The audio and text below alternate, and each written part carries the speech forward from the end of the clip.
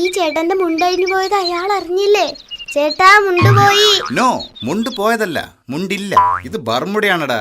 എടാ എന്നെ മനസ്സിലായില്ലേ? എടാ ഞാൻ ജോസഫ് ഏട്ടനാ, തെക്കേതിലെ. അയ്യോ, അമേരിക്കയിൽ നിന്ന് വന്ന ജോസഫ് ഏട്ടൻ. എനിക്ക് മനസ്സിലായില്ല കേട്ടോ. എന്തൊക്കെയുണ്ട് ചേട്ടാ അവിടുത്തെ വിശേഷങ്ങൾ? അതൊക്കെ പറയാം, നീ വാ. Let's walk little time. എന്താ പറഞ്ഞേ? നമുക്ക് അല്പം നടക്കാമെന്ന്. നീ ഇപ്പോഴും ഇംഗ്ലീഷിന് വളരെ പിന്നോട്ടാണല്ലേ? എന്താന്നറിയില്ല ചേട്ടാ, എനിക്ക് ഇംഗ്ലീഷ് ഇഷ്ടമല്ല. ഇംഗ്ലീഷ് വളരെ മോശം ഭാഷയാണ്. ഒരു അടി വെച്ച് തരും. ഇംഗ്ലീഷ് മോശമാണെന്ന് ആരാടാ പറഞ്ഞത്? Tell me. ഡൾമയല്ല, ഇംഗ്ലീഷ് മോശമാണെന്ന് പറഞ്ഞതേ എന്റെ ഇംഗ്ലീഷ് സാറിനെയാ. സാർ എപ്പോഴും പറയും, എടാ ടിൻറ്റു, ഇംഗ്ലീഷ് വളരെ മോശമാണല്ലോ എന്ന്. ഏതായാലും നമുക്കൊന്ന് നടന്നു വരാം. ഇത് റോഡാണോ തോടാണോ? മഴക്കാലത്ത് തോട്, അല്ലാത്തപ്പ കുഴി. റോഡ് മാത്രമില്ല. അമേരിക്കയിലായിരുന്നെങ്കിൽ ഒരു പോറലോർ ഉണ്ടാവില്ല റോഡില്. ഇവിടെ ആർക്കും ഒരു ശ്രദ്ധയുമില്ല. ചേട്ടൻ അത് മാത്രം പറയരുത്.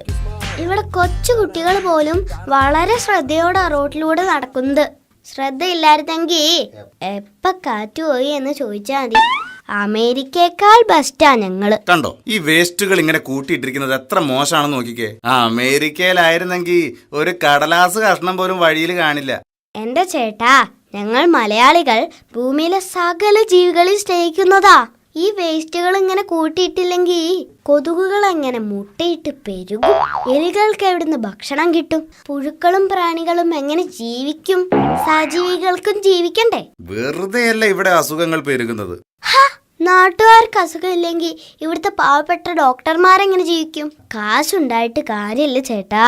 സജീവ സ്നേഹം വേണം, സജീവ സ്നേഹം.